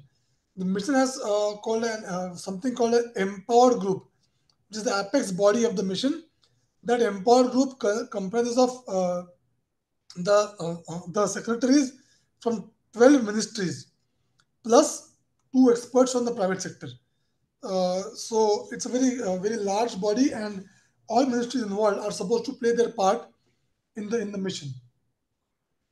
The R&D areas we have recently released in the month of October. We have recently released our R&D roadmap. The R&D roadmap essentially lays down the priority areas for the government to improve the efficiency or the output or reduce cost of the production of green hydrogen. So all these areas are mentioned in green hydrogen R&D roadmap. The roadmap is there on our website. It can be checked by anybody, and these will be funded in the first phase of the mission. And of course, here and there we will take a relook at the roadmap to change course if required. The mission also has the second largest component is the pilot projects in the mission, with an estimated outlay of 1,500 crores. We have separate budgets for steel, mobility, shipping, and others, and all these are to be taken up in the first phase itself. So we are at advanced stage of notifying the guidelines, probably in a few weeks or a few months' time, the rules for availing these incentives this will also be out, so that private the industry can apply to avail these incentives. These are part of the mission. However, we also have other activities like other supporting role, that, for example, we have waived off the transmission charges for interstate transfer of electricity for projects for green hydrogen production. So this is one example. We are taking several other steps to ensure that the RE cost, because the cost of power is the biggest cost in green hydrogen, we are taking more steps to ensure that that cost comes as low as possible, which will enable the production of green hydrogen at a large scale in India at the cheapest possible cost.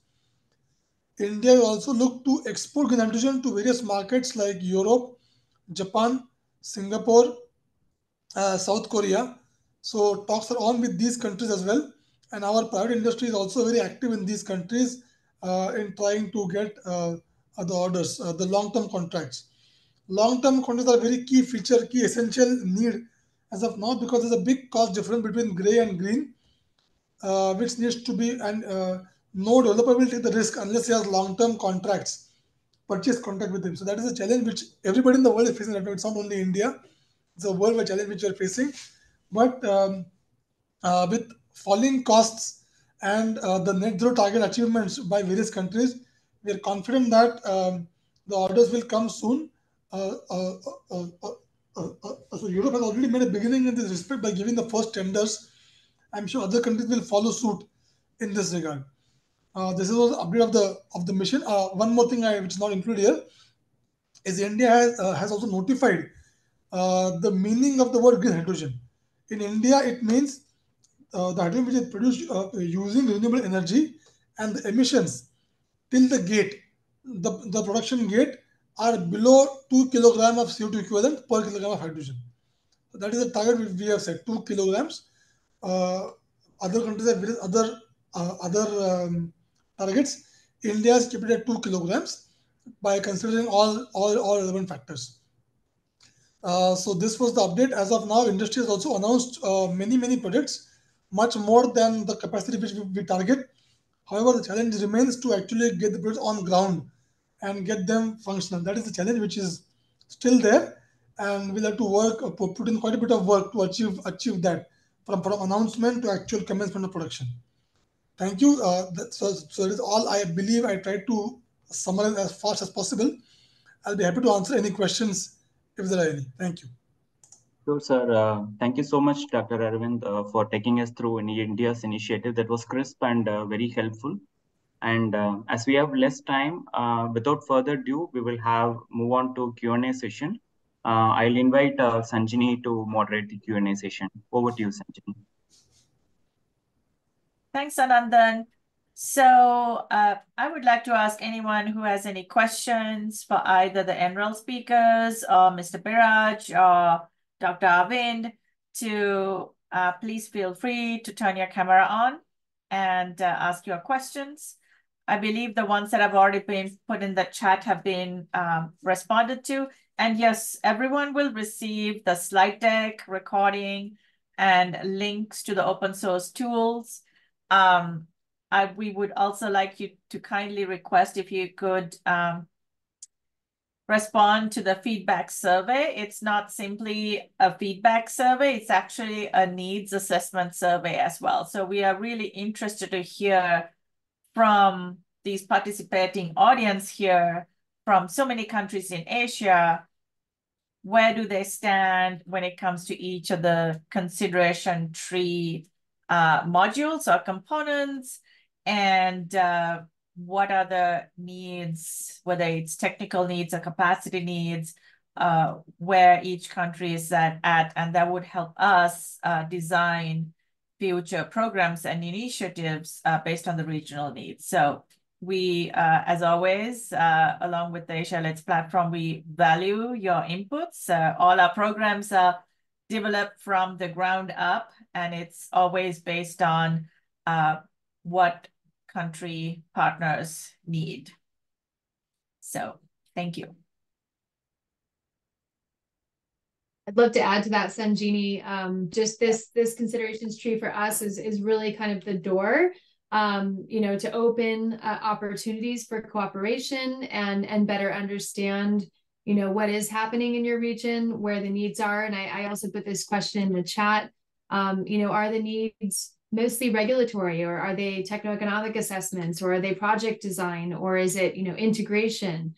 Long-term planning. There's so many needs that we're hearing from a lot of the countries we're working in, but those needs vary significantly depending on the region, depending on the specific circumstances of each country. So again, we would love to hear from you in the survey. This will help us as well design future technical assistance programs, either via GCAP or other international cooperation programs that we're involved in. So this is quite helpful. And I know I've seen a couple answers in the chat, but if you can add that in the survey, that would be really helpful. Thank you. And it was wonderful to hear from our colleagues in India and Nepal. Thank you so much for sharing your experience and the work that you're doing and the opportunities that you're seeing. It was really tremendous to see that. And we look forward to staying in contact with you as well. Thank you. There is one question, Daniela, and this it came in as at the city level, how can local governments capitalize on green hydrogen? What's in store for local governments? If you can comment on that, that would be great.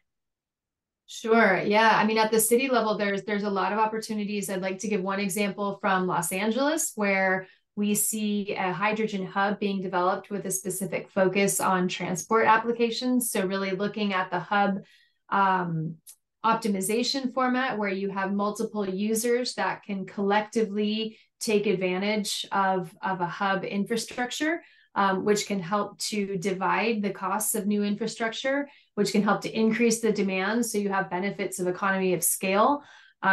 So certainly transport is one of those areas, especially if you're looking at kind of cargo transport or fleets of vehicles that can take advantage of hydrogen. Looking at forklifts is one of the kind of the early opportunities for hydrogen, where we're already seeing companies like Walmart investing heavily in hydrogen forklifts. So I think, that's one of the main primary opportunities for cities that we're seeing now. In the longer term, we might see more integration of hydrogen, more related to the power generation sector and obviously to the longer term planning, but not so much at the specific urban level. I'd like to invite my other colleagues as well, if they have anything to add on that. I don't know if Omar and Jamie, if you have any other examples for city applications. Yeah, actually, Daniela, before that, maybe I'd like to invite Biraj and Arvind. Do you have any feedback based on your country's status and the ambitious push for green hydrogen? Where do you see the cities engaging for greater impact?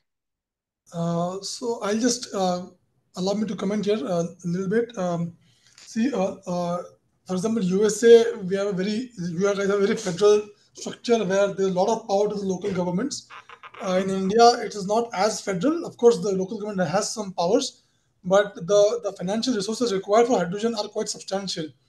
And it is expected that the major contribution, finance-wise, will come either from the union government at the center or the state government, or maybe a combination of both. So the city governments themselves may not be able to contribute financially. However, as far as use of hydrogen is concerned, we are currently exploring the blending of hydrogen in the city gas distribution in two cities in India. It's ongoing currently. The trials are going on since a few months. So that is testing out the effects on various infrastructure like pipes and so on. And based upon that, the main candidate will be the gas pipelines in the city for domestic consumption of gas in India at least. I think it's similar to Nepal. I think the development challenges, particularly for Nepal, it's not on technology. It's even not on investments. I think it's a policy framework that is more important for a developing country. In India, in other parts of the world, government have already clarified their policies, and they have already opened up their arms for technology and investments coming to the country. But for Nepal, we still are struggling on convincing government that hydrogen is the future for Nepal, and government has really to take a leaping steps for policy formulations and taxation regulations and investments flexibility for Nepal. So that's one part. So for Nepal's context, even the private sector is very interested to partner with the global investment, and technology, we don't think technology is a problem. The adaptive, Nepal is going on the adaptive methods.